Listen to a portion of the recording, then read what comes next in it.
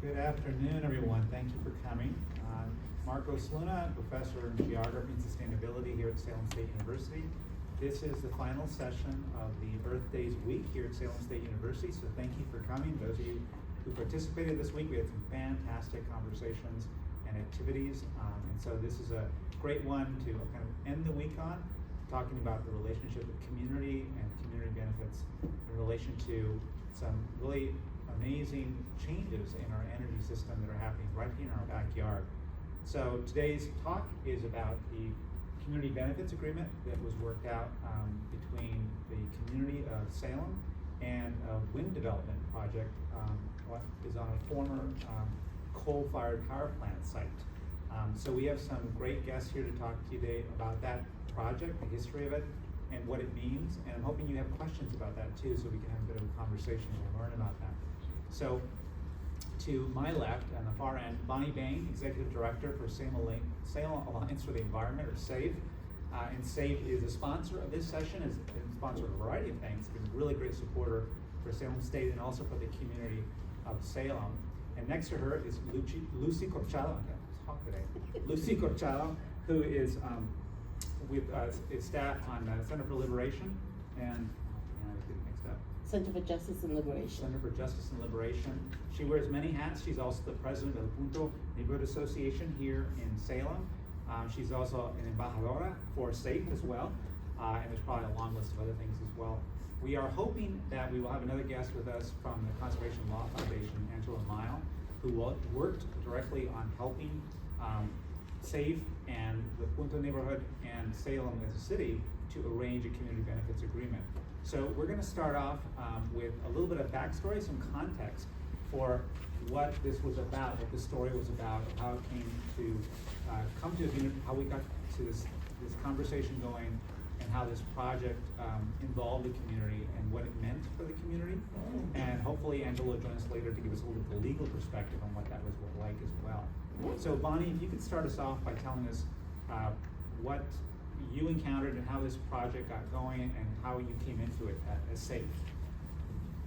Sure, so SAFE has this long history of being a watchdog for our port. We were actually founded around shutting down the coal plant that was there. And in 2014, it was finally getting shut down, but in its place was a gas plant. And we were like, well, we don't want that either. And we tried to fight it, but the political will, the energy systems we had, we just weren't going to get something else. And so we actually tried to work towards ensuring that there was a community benefit agreement tied to that gas plant so that the community got something out of it. If Salem's going to be the host of fossil fuels, at least ensuring that our community gets a nice pathway around the plant so that we can see the water, money for the firefighters, our schools, right? So we were involved in that, but it wasn't, in many ways, not a true CBA. There wasn't community signatories. There's not a lot of transparency in that CBA, and I don't think there was a ton of community involvement in those conversations. I look at Lucy because she's been here longer than me, so sometimes she knows more than I do. But it meant something to have something. And so when the wind port was being developed, this was part of our vision all along, to see this just transition at our port from dirty coal to a wind marshaling facility. And so we got really involved. I think it's been 3 years that conversation has really become real. And so we've been around for 3 years working on equity around workforce, air quality impacts. Like, we're really trying to ensure that we're following what's happening at the port so that it's truly a benefit to the community, that the pie gets baked right. And so those learnings we have from the community benefit agreement tied to the gas plant, we applied to the wind port. And it's not perfect, but I think there are many improvements. So one of the things that we ended up doing as SAFE was, we were initially told, oh, it's okay, we can negotiate it, we don't need you. And it's not a good idea to tell SAFE no. And so we built a coalition of different civics associations in Salem and neighborhood associations in Salem, and we said, they're telling us we can't be part of this agreement. Do you want to join us in ensuring that we are part of that agreement? And by agreeing to be part of this coalition, we're asking you to have environmental justice principles in how you engage on this process. So sort of this values alignment was created, and it's still very touching because none of this was planned. I was hired as a part-time, we didn't know what. Lucy, we had been like, you're probably gonna get involved, can we pay you to be involved? And it was sort of new for SAFE, which had been all volunteer up until I was hired to have like resources at all. And so for a year, these different stakeholder leaders met and came together around asks and showed up at the planning board meetings, wrote to MIPA. Like, we really were engaged in the process to ensure that the community came first in whatever was developed. So I'll pause there. That gives the outline. So just a little background to folks. So we have essentially a proposal for a massive development here twice, actually. One was the gas plant that was proposed to replace the coal-fired power plant, and then more recently, we have this wind marshalling facility that's going to assemble wind turbines to be built here and then hauled out into the ocean and installed. So it's like a huge operation. And SAFE steps in because there's this conversation around a benefits agreement with the city of Salem, but it's not clear who's supposed to be involved, how it's supposed to work, who's going to get what. And so SAFE, so Bonnie, you are coordinating, organizing all these community groups to come together to talk to the city. So Lucy, when do you come into the story? Like, you were as a El Junto president, or is that how you came in? Yes, I think, can folks hear me without the mic? Yeah, I project pretty well. I'd say that one of the reasons probably why SAFE approached me was because I was already working representing the Point Neighborhood Association, which is an environmental justice neighborhood, largely immigrant, low income neighborhood. And so I think given that role, as well as having been past city councilor, I represented Ward 1, which included the Point neighborhood, all of the Derby Street Neighborhood Association residents, the Salem Willows, half of Essex Street, which included the PVD Essex Museum. So as you can imagine, it was a very diverse ward. So I think my experience in working with, so many different socioeconomic, environmental, just a myriad of I guess issues and happenings in the ward.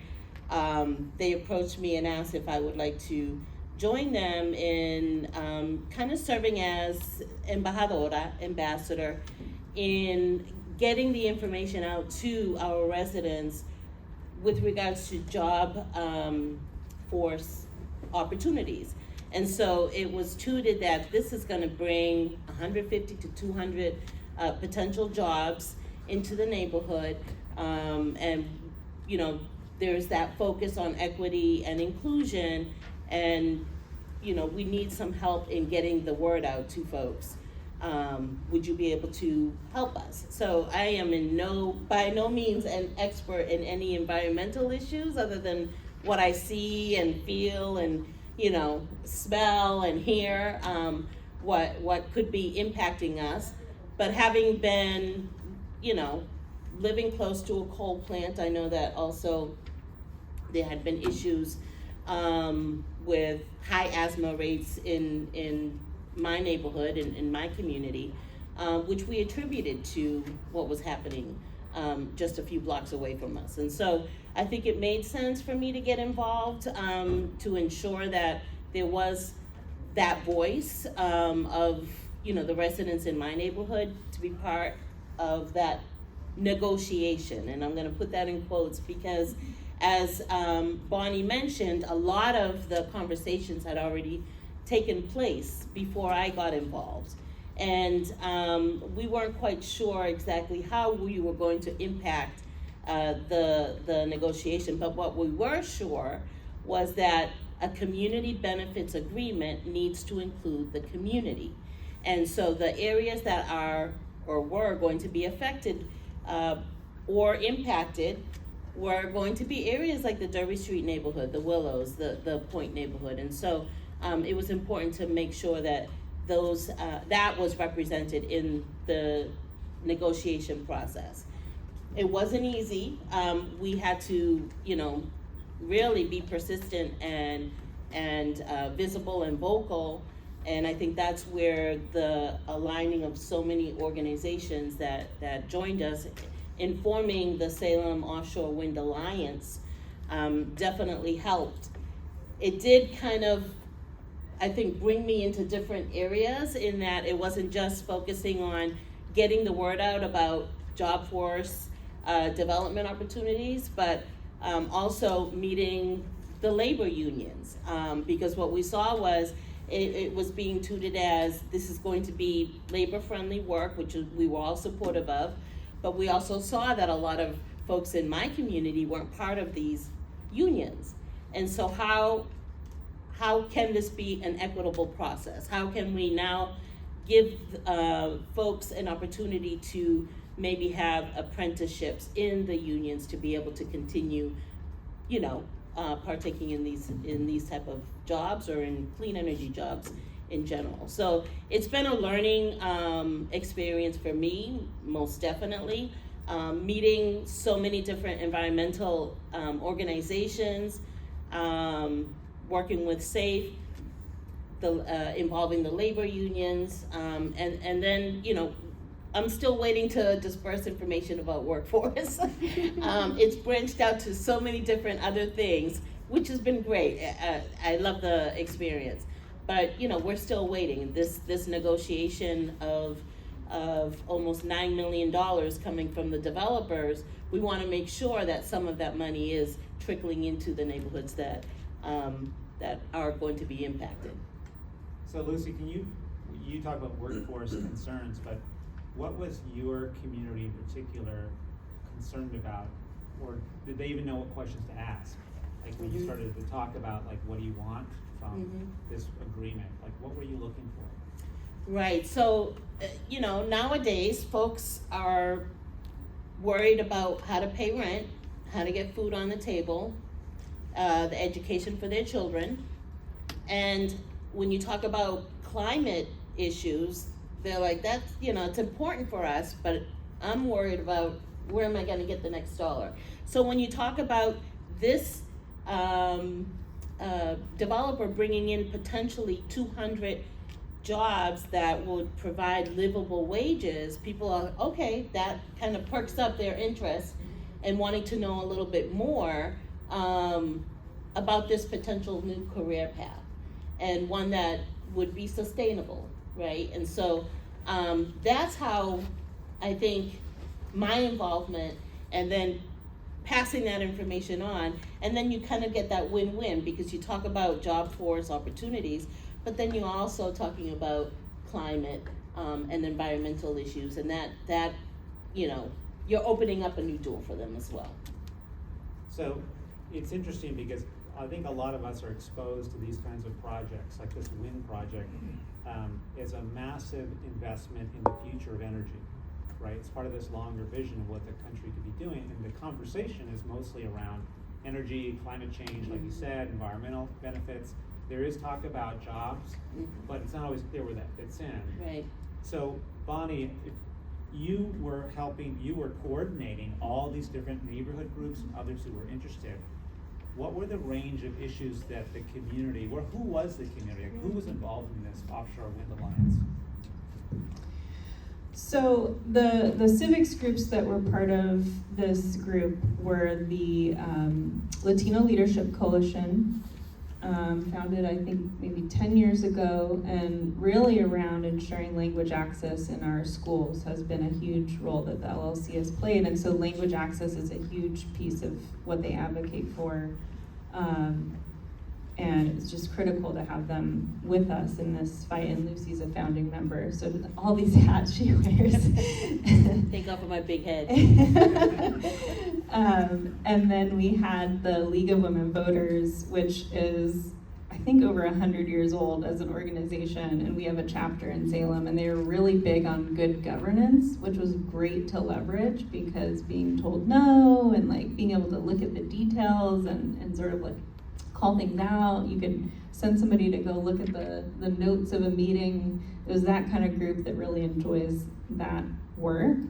And then SAFE, obviously, and then the neighborhood associations were a big part of this. So Barbara Kelly, who's in the back, is an abutter of the port. So Lucy's neighborhood's a little far away, but as the wind blows, it, who cares, right? But like, Barbara's neighborhood, you can look out your window and see the butt of a blade, right? So we really had to include the neighborhood that was right there, and we're lucky that somebody in the neighborhood associations was a public health nurse, which is very helpful in these conversations, because Barbara's neighborhood was really concerned about health and car traffic and what it would mean to see their skyline change, right? Salem's seen a lot of change in construction, and I think neighbors have been rightly so concerned about that. So ensuring that that voice was also part of the conversation was critical. There were other neighborhoods that we knew cars would be going through, like more traffic, and so we really strategically ensured that we reached out to those that would be most impacted by the development. And I will say, just so folks are aware, even though the construction of the port will have more cars and trucks, the point of being on water is that the ships can come in and out and bring the materials. So hopefully over time there's less traffic on the streets, but I think those were the bigger concerns of Which was something that was advocated by SAFE. Yeah. Right. Like good neighbor policies are part of the CBA. I don't know, Barbara's gonna correct me after this conversation, but there might be more. So when this project started to really get legs, I guess it was 2021, somewhere around there. And initially, so you have this private company developer coming in with proposals to develop this wind marshalling center, because we have this fantastic deep water port, and ships don't have to go under bridges or under wires to get here, because you have to carry these wind turbines out, standing up, which is kind of crazy to think about, because they're hundreds of feet tall. So when they were originally talking about this, we know they have to get federal permits to even plan to do this out in the water. They have to get state permits to do this, and then they have to talk to the city government to do this. And so they're talking to the government, to the city government, but they weren't talking to the community yet, is my understanding, right? So at what point is the city supposed to bring in the community, or were they going to? What was going on at that point when they started talking to the city in relation to the community, or non-official? I don't know. Yeah. One of them. I'd say initially, much of the conversation, as it should have been, was with city officials. But at the time also, we were transitioning from one mayor to another as well. So two different styles, the former mayor, I think, felt comfortable enough in being able to negotiate on behalf of the city with the developers. And I think traditionally, as had been done before, was involving her department heads who represented different areas. The transition to another mayor who was, I think, a little bit more accepting or open to hearing more from the community members. And I think the fact that it was during an election and folks were really pushing the idea of, hey, where's the community? You're talking about a community benefits agreement, and we don't really have a seat at the table. Is there an opportunity for us to raise our, concerns or even ask, make some asks? Because we knew the city was doing it. But we weren't quite sure exactly what those asks were and how that was gonna benefit our community. So was very open to, I think including maybe not everyone, but at least some representation from the neighborhoods to be part of this. I will say too that another big push for us to be involved, aside from kind of maybe upping some of the amounts for things that would benefit our neighborhoods, was to make sure that there was accountability as well, to have someone representing the neighborhoods and making sure that what they're promising was actually going to happen, and that there be some, quarterly meetings where some representatives, which thankfully both Barbara, representing the Historic Derby Street Neighborhood Association, and myself were involved as the community stakeholders in these meetings that do take place quarterly with the developers. So that was, I think, part of the progress. Yeah, I think some things that we observed is there would be little meetings, like the developer would come and meet with one neighborhood association and then another, and they were, strategic meetings. Nothing wrong with that, but there wasn't a larger community meeting. And one of the things SAFE really wanted to be sure of, because we wanted this project, right? We supported it. Obviously, we want certain things tied to it though, right? We don't just want to give it away. And so it was really important to us that the developer do a large community meeting and that it was accessible with food, childcare, language translation, and they were sort of dragging their feet. And so we just went around them and called the Environmental Justice State Office, and we were like, can you help us? And they had a chat with the developer, and the developer's like, oh yeah, no, we'll do it. And so there was a large community meeting with all of those things that we had asked for, so that we could really make sure, does everyone understand what's about to happen? Like, do you see what's coming? Like, we didn't want folks to push back against a project because they didn't know what it was. And so that was really critical for us as part of that engagement. I mentioned that SAFE, we're still not the most resourced, right? So ideally we would have been doing a little bit more of that ourselves, but we had our limitations, and I do think it's important for developers to provide that, and especially in our communities where, Salem is one of only 20 cities and towns in Massachusetts where there's an environmental justice designation, where we meet all 4 criteria. So really being thoughtful about engagement when you're a developer is important. So the developer is negotiating with the city of Salem, is increasingly talking to the community groups on the ground about what their concerns are about, what their needs are. And so, as you mentioned at the beginning, the developer agreed to a community benefits agreement, this document that says they're gonna provide like $9 million in benefits through agreements for purchasing from local businesses, hiring local people. So there's a long list of things in there.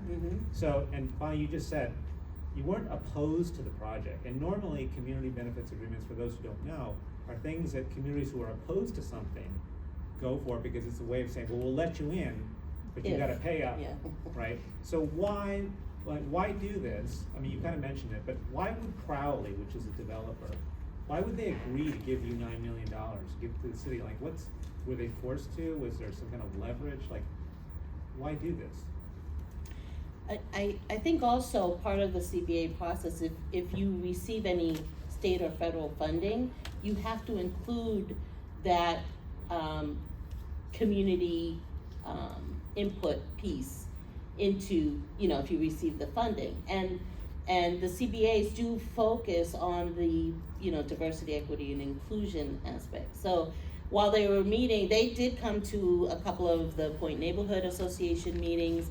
But it depends again on the turnout. So you may be speaking to about 20 people, where I think if folks had more information about what they were proposing, and the fact that you could actually make some asks, there would have been a greater turnout. And so folks like SAFE and other organizations who are much more familiar with the process and understand that you can negotiate the CBAs because, you know, they're there for marginalized communities that have borne the burden of environmental injustice. And so now we want to right that. And I think that's where I think the developers realized. Plus they were promoting the fact that they were negotiating a community benefits agreement. It was in the paper, and I think that's where SAFE really, like, you know, kind of stood up and said, wait a minute, you're saying that you're meeting with community members, but we haven't heard anything. We haven't been invited. So it was an interesting, I think, first meeting for me when we all went to the mayor's office, and there were the department heads and the planning department, there was the city solicitor, and they were pretty much just saying, you know, this is what we've already negotiated, this is what the city is going to get, thank you for your support, but, you know, it's pretty much a done deal. And so that's where we needed to kind of, like, you know, go all in and say, no, that, you know, we can do better. There's still other impacts that we want to talk about, and, you know, the potential for some funding, the childcare funding, monies to be put into a climate fund account. Those were things that weren't part of the negotiation. The city would get money for police, fire, schools, monies for CTE programs in the high school, but, you know, we advocated for more. And so we were able to increase some amounts, but we were able to get new items on there as well. Yeah, if I could just add a little bit. You had asked why the developers would want to do this. I also think there was a little bit of a requirement because we had this CBA agreement tied to the gas plant. It was almost like they had to do this as well. But, you know, we're not, again, we weren't just gonna give it away, right? Like, this is a hard thing to talk about because we all want offshore wind, I think, in this room. We know we need to transition our energy sources, but the wind port is not electrified. And so that means that Salem, again, is gonna have dirty fossil fuels spewing in our air. It's like a devastating piece of this puzzle. And it's federal money, it's you know, the ships are diesel, it's transforming our national grid site there. It's a lot of funding to do that. And so I also think they were happy to have some sort of bargaining chip because they could only guarantee port electrification by 2030.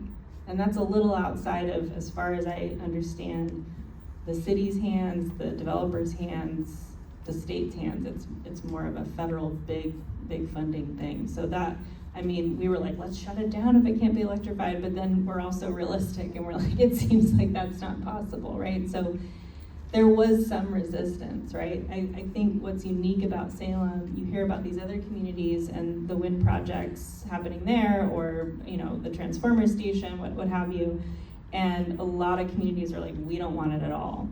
And Salem was unique in the sense that we're fairly progressive as a community. We're feeling the impacts of climate change every day because we're a coastal community. There's flooding at that site, right? It shouldn't be housing because it's not a good idea, right? It can be a marshaling facility, that's all right.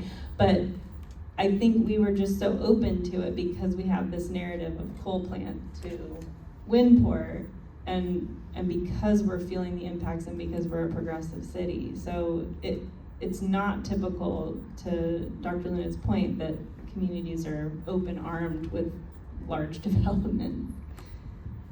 And they were real, as you mentioned, they were potentially real costs to it too, because as you said, you're developing a port to invite massive ships to come in, bringing in equipment, taking it out. Most ships are diesel powered, which is a really dirty form of fuel. And the rules around emissions on ships are way different than they are for cars and trucks. So you'd be adding air pollution potentially without these concessions, without these agreements to do that. And that's a massive investment, right? So it's not just the developer committing to do that, but then the utility has to upgrade all of the power lines just to be able to electrify these massive ships so they're not idling while they're sitting there at the port, in the port here.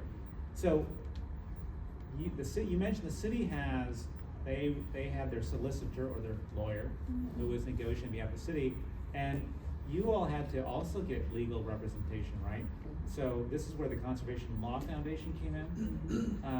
And they're not here to, unfortunately, Angela's not here to talk, but what was their role in this process? Like, why did you need lawyers? You can do that. Angela was so busy. She was also working on the Eastie substation case at the same time, which had a bad CBA. And so we just begged them. We were like, we don't have resources. We really need some sort of legal support. And I mean, we have a number of people that are part of SAFE that are very convincing, and so I think Angela felt guilted into working with us. But she was so critical, because when you go into a meeting, you know, a bunch of neighborhood groups, like, I think we have some real power and sway with our government, but it does mean something to show up with the Conservation Law Foundation and have her say, actually, this is what a CBA is, and you're not doing it correctly, and you should probably listen to these folks. And she did it in this very, you know, calm, lawyerly way, but it did make them scratch their heads and rethink what they were going to do. And so we're very fortunate that we had her. And because she's not here, I'm just gonna make sure we put this on record. We call it a CBA, but a true CBA would have community signatories. Our CBA has the signature of the mayor and the developer.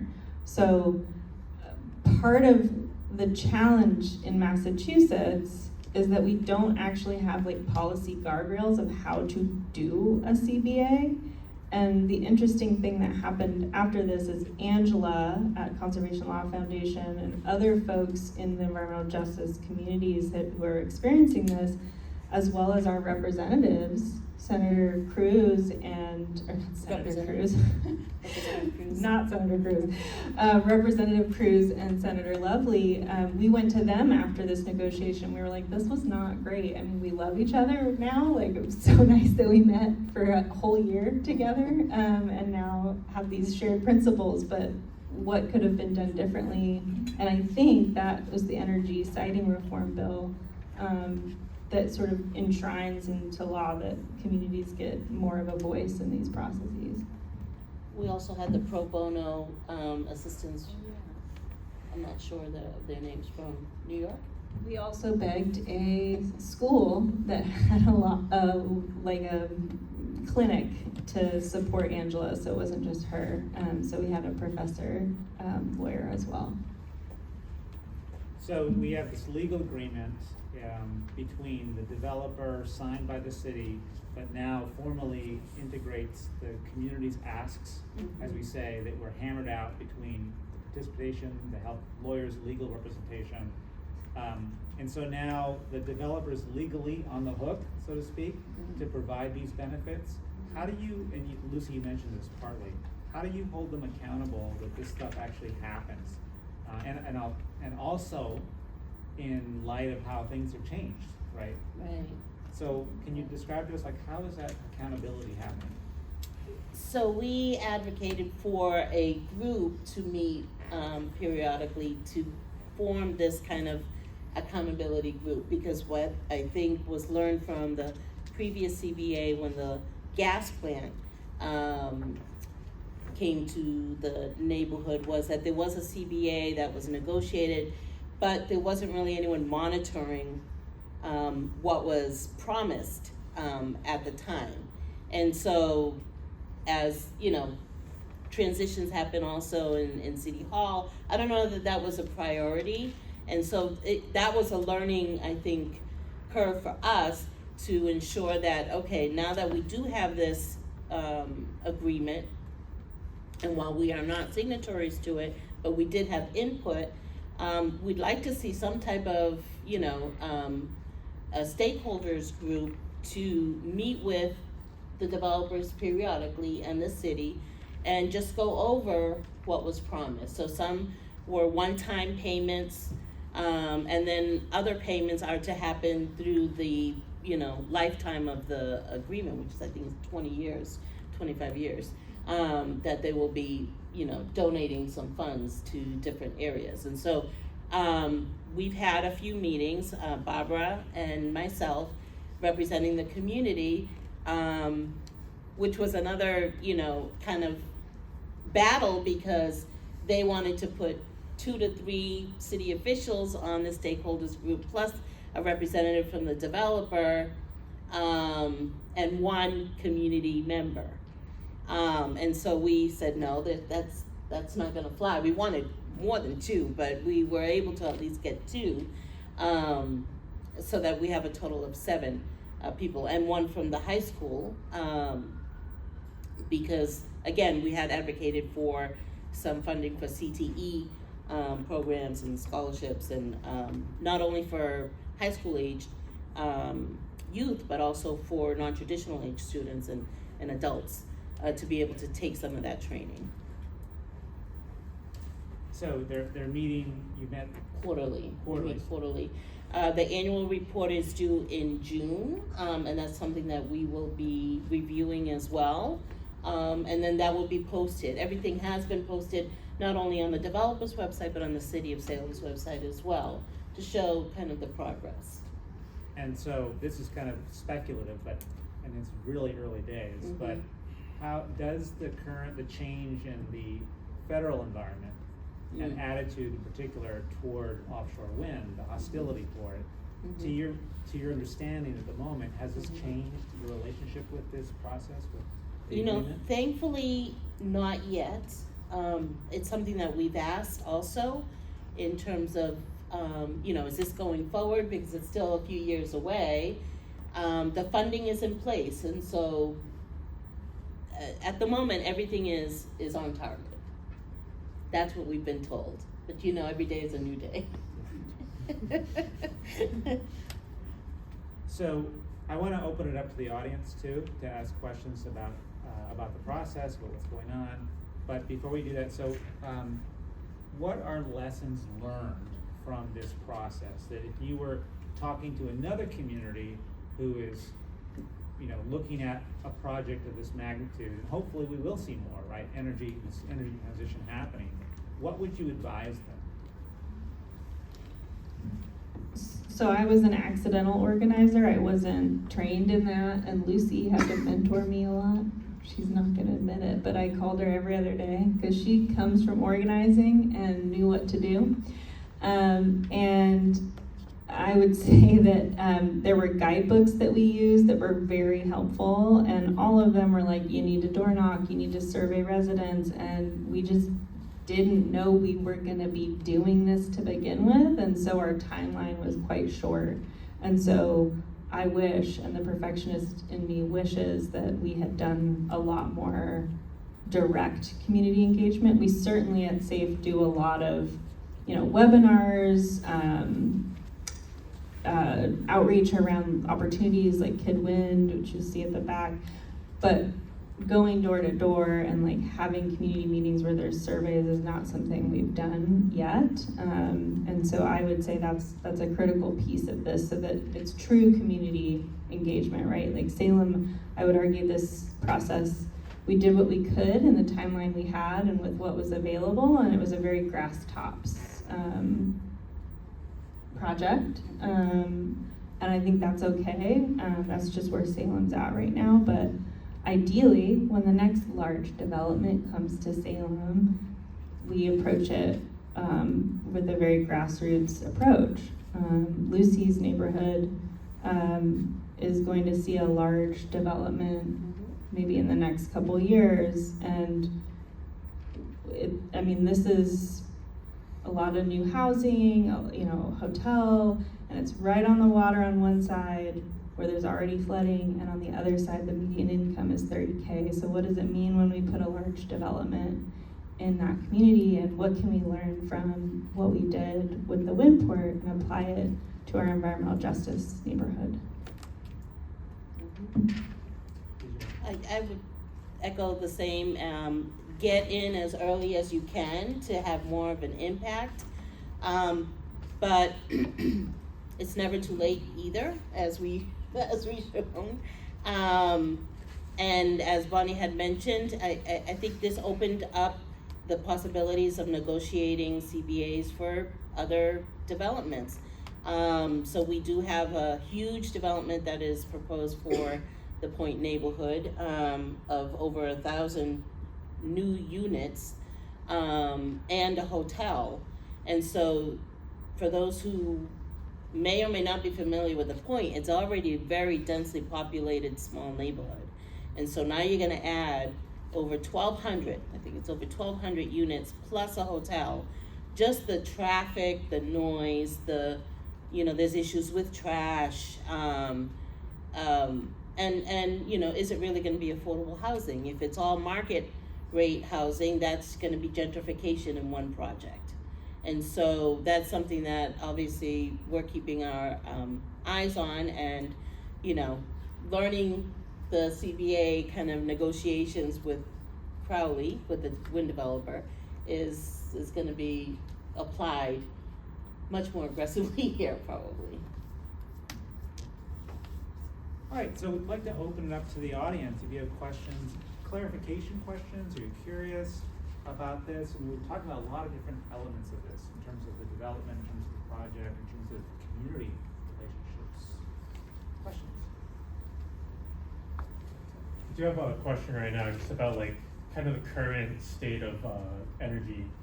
So it was a coal plant, right now it's natural gas. Is the natural gas gonna stay there with the wind farm in place? Okay. It's slated to shut down in 2050. Okay. So yeah. So- Maybe we can get it sooner, but not right now. And that was part of the original agreement, which was groundbreaking when they established that gas-fired power plant, was that they would voluntarily shut down by a certain date, assuming we would be moving to non-fossil fuel energy, which the wind port is sort of about. Other questions? I think there's another geothermal project also happening too, so. So, I can't remember, but for the communities around the port, how is this gonna affect them tax wise? I don't know, you guys are talking about low income communities, how, I'm not sure if that's one, but how is it gonna affect them tax wise?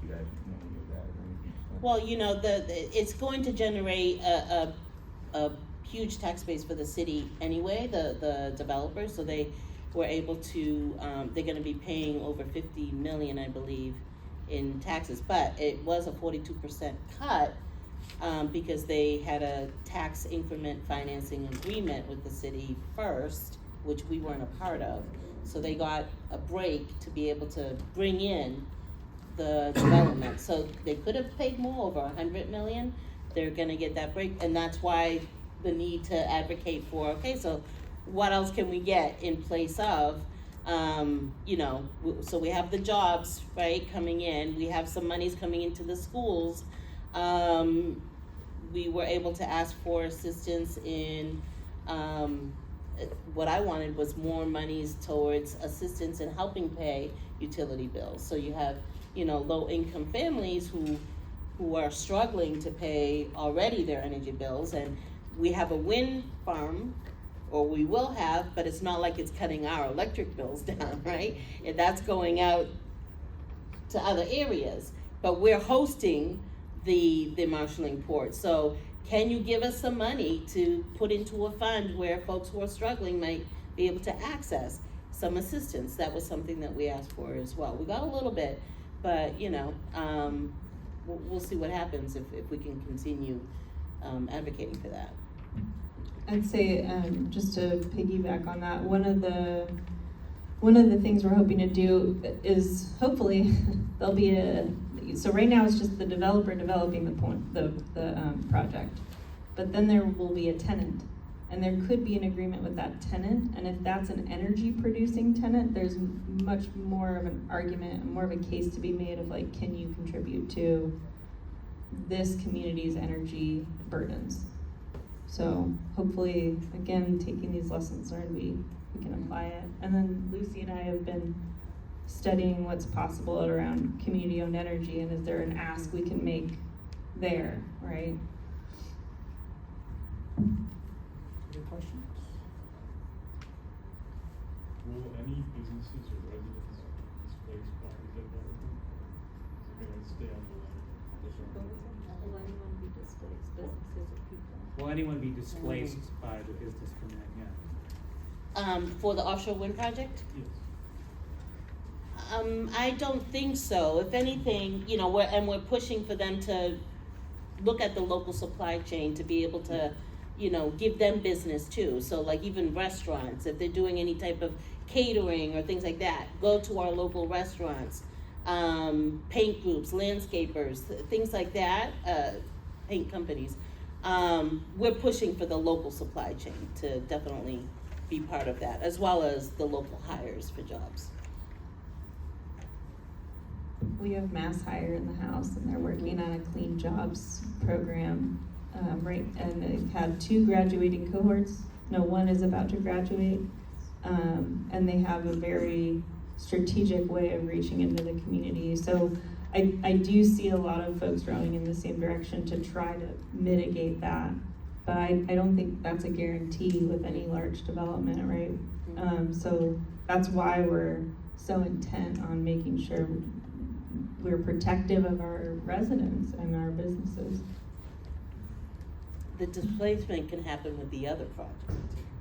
That's the one that. Questions? Yeah, back.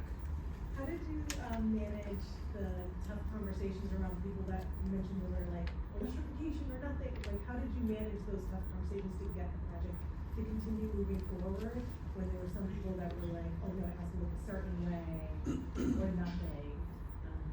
That's a huge hurdle in this sort of work to be able to organize tasks.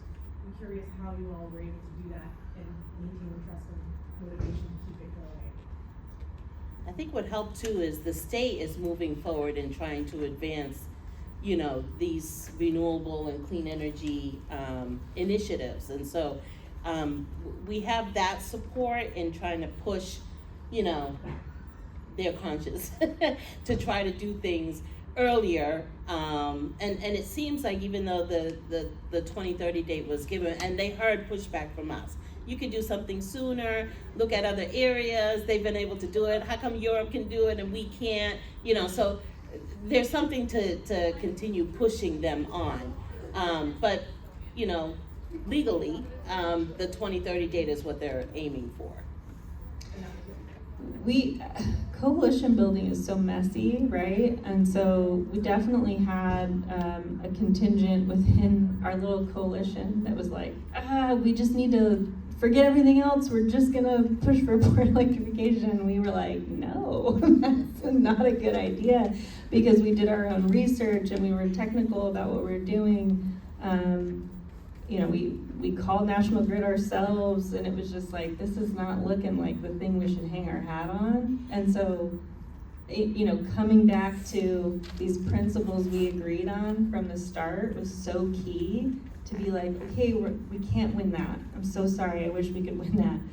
But we can make sure there are metrics around hiring requirements so that people here, people who aren't typically in the unions, get a job, and that's not nothing, right? So having to make those compromises is hard, but hopefully if you have those guiding principles, and I mean, Lucy said this to me, because I didn't grow up out here. She did. She's born and raised in Salem, and she was like, I've never seen the community come together like this before.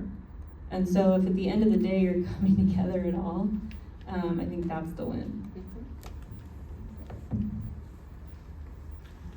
I think this kind of builds off of that question too. I think I guess I was wondering, because it's Salem and you spoke about this a little bit, Bonnie, but like there's a history of having a large power plant at this site, and coming from growing up in a city without a large power plant, like I can imagine Newburyport putting up a huge fuss, right? If we wanted to put a port there, although the Merrimack is awful, but I was wondering like how, were there aspects or folks that just didn't want this project at all and wanted this to be housing or developed into a park, or you know, like the kind of like change the history of Salem as well, I guess, was that? I think there were definitely some folks who opposed the project, but I think there were more folks in favor of, including the city officials that really pushed, and so that helped. The fact that Salem is just the second, I think, port in Massachusetts, it's like the perfect site for it, given the infrastructure. You know, it was the best of what we could get at the time, I think. I think there were people who were against it, but they weren't organized. Yeah. So you just organize and outnumber. But and I'll point to John in a second because he has a big role to play. But I lost it. There was something that you said that. Sorry, Bonnie. I guess it would be hard to like create it in a city without the same history. Yeah, I mean, it's just it's the reality. I mean, so in it's almost a little comical for me because I'm like, we just accidentally did this. I feel very humble about that. People in Maine have been calling me to be like, how do we do what you did? And I'm like, you need a safe. You need like somebody who's been around for 20 years saying this is what we should do, because we just leaned on that fact that the residents trusted us, right? They trusted that we were gonna do the right thing and advocate for the right thing. And that doesn't exist in Searsport, apparently. Hope they get their port. Go ahead, John. Hi, everybody. So I'm John Hayes, Geography and Sustainability, and I live in Salem. So I've lived in Salem since August '93. And so when the coal-fired power plant was torn down, the footprint for coal is a way bigger footprint than a natural gas-fired power plant. So that released 35 acres of land. So before any talk about the wind marshaling, there were positively widespread city discussions about what to do with that land. They were thinking about housing. They were thinking about a casino. CERC even thought about, the Sustainability Committee, we even thought about a mix of housing and onshore wind. So there was a lot of discussions were happening about what to do with the land, development of real estate, more housing. It would include lower income housing, and maybe even a little bit of commercial wind generation. So those discussions were happening, but then when the table opened up, so to speak, for Avangrid and Crowley, those discussions just definitely faded away, because then it was gee whiz, and then SAFE with its energy and enthusiasm for decarbonizing the country's energy supply, it just then took on this exciting new kind of development. I do remember when it was proposed to be housing that there was a lot of resistance because we knew that would be luxury housing, and in Salem we don't need more of that.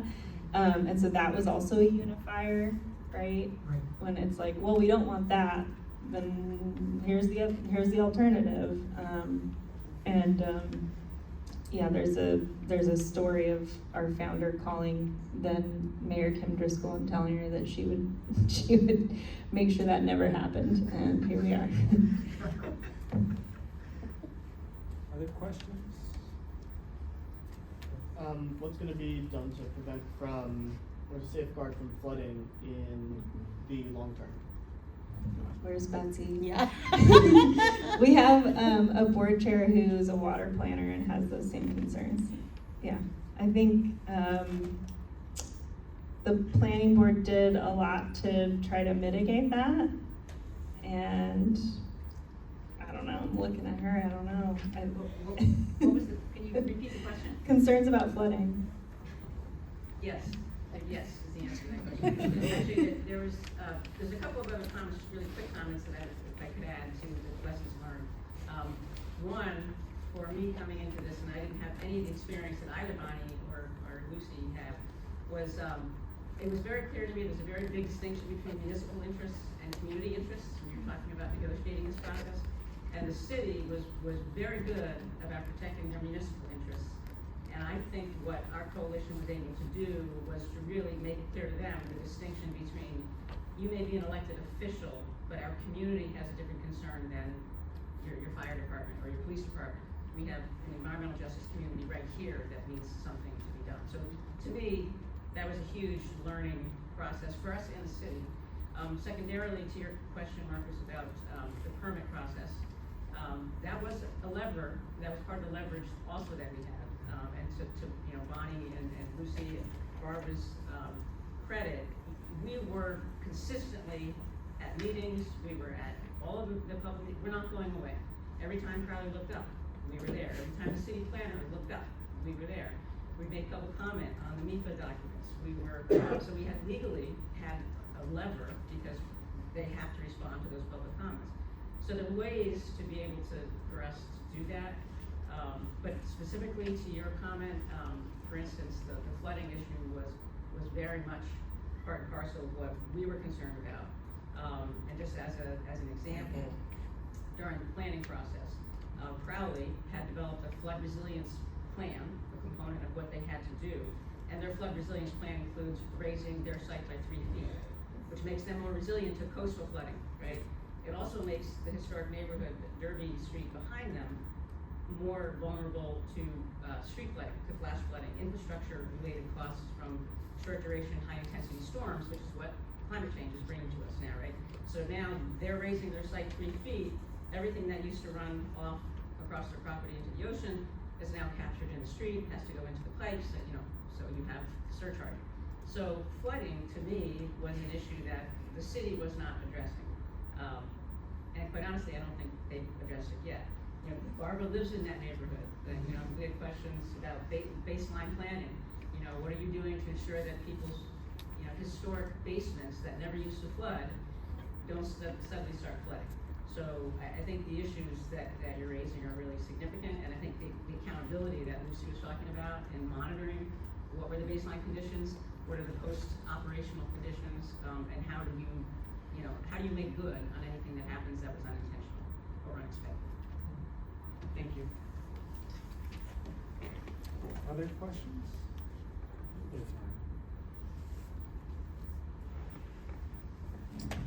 So I have a selfish question.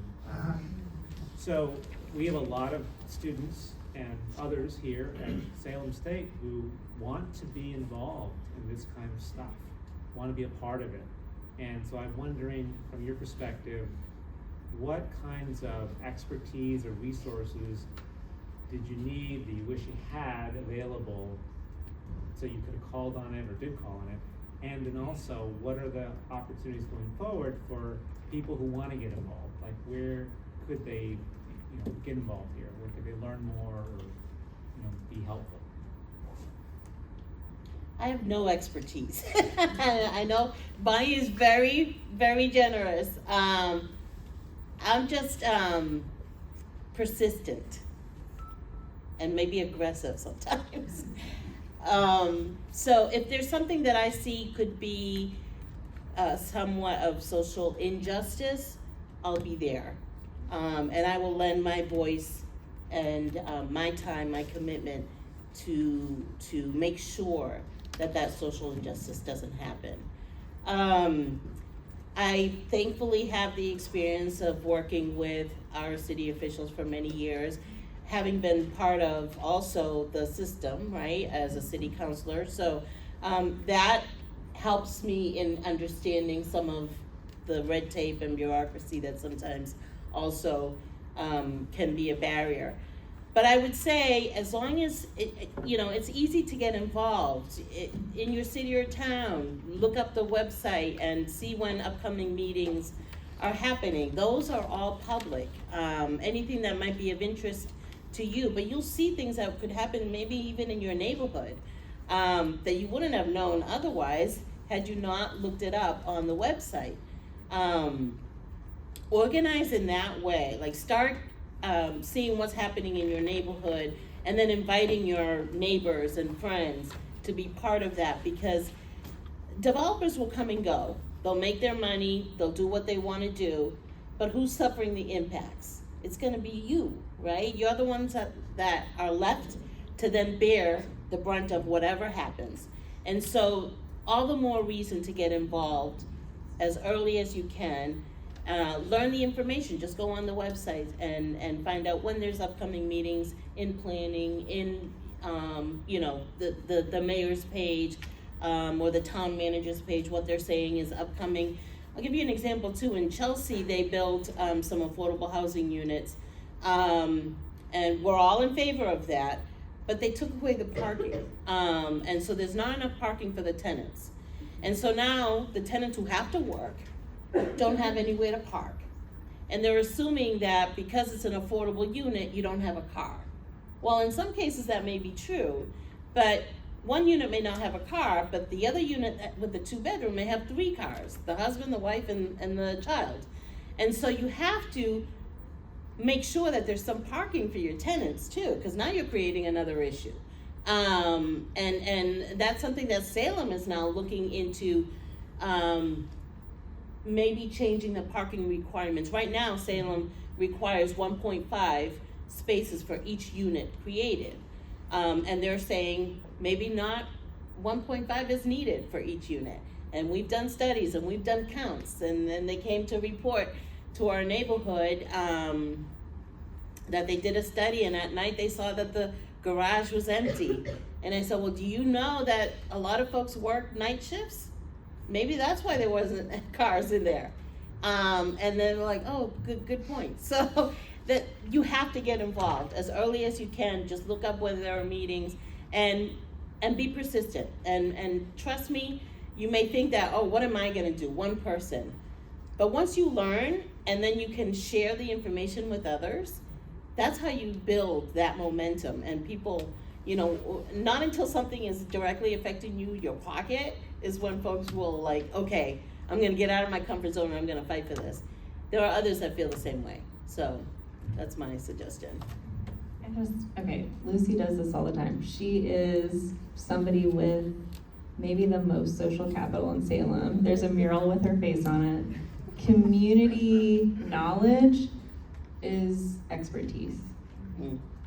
And knowing your community is a skill that so many people don't know how to do. And she helped found and still runs the Point Neighborhood Association meetings. And that's, these things she's talking about, like by hosting those meetings every month, dedicating herself every month to holding those, there is an outlet for a resident to get involved, right? So, Lucy is an expert now, but like, how do we find entry points for people to also become experts and be able to be advocates for their community? So SAFE has been an all-volunteer organization up until very recently.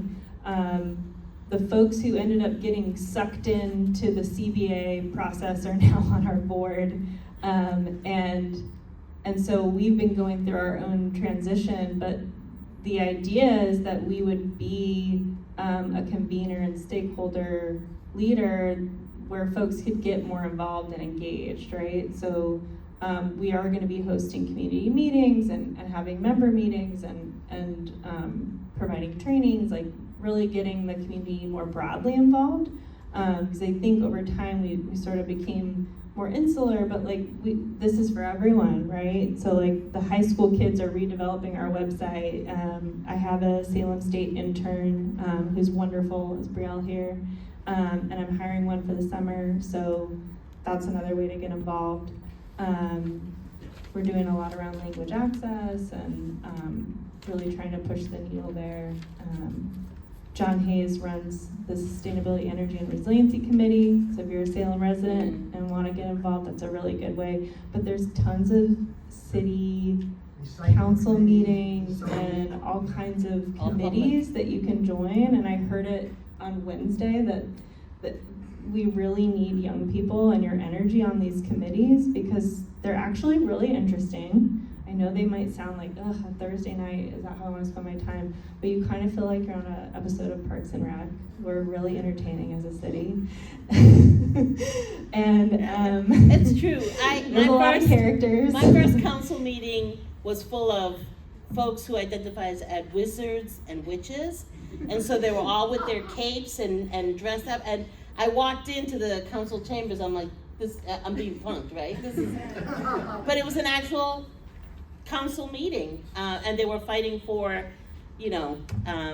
fighting against folks who would come from out of state to set up fortune telling and things like that. They wanted to, be the sole providers. So, yeah, Salem is interesting. John? I just make a comment, and Bonnie, correct me. So SAFE had a small working group, and Bonnie, I'm pretty sure that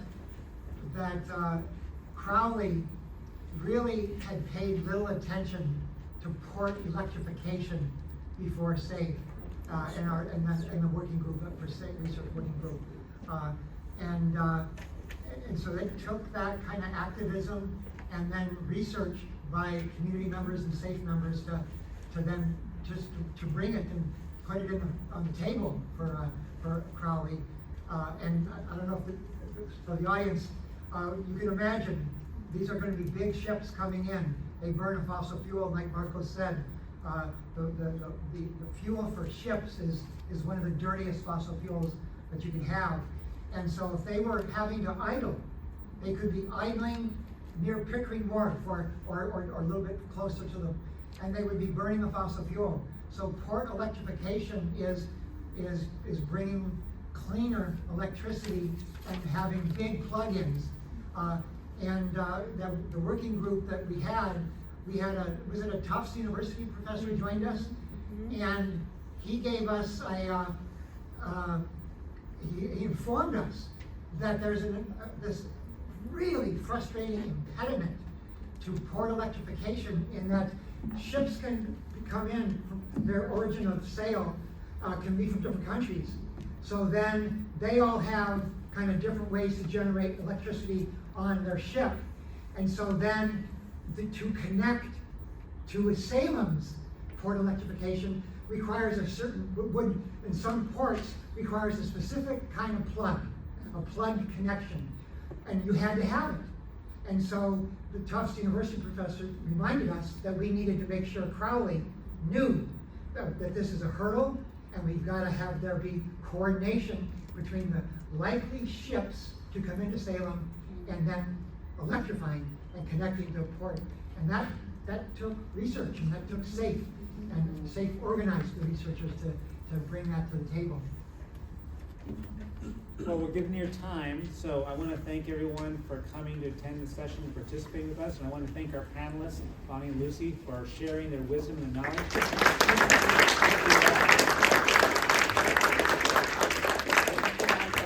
There's books in the back if you want to grab a book, and a newsletter sign up as well, and events and stuff. So take one before you leave.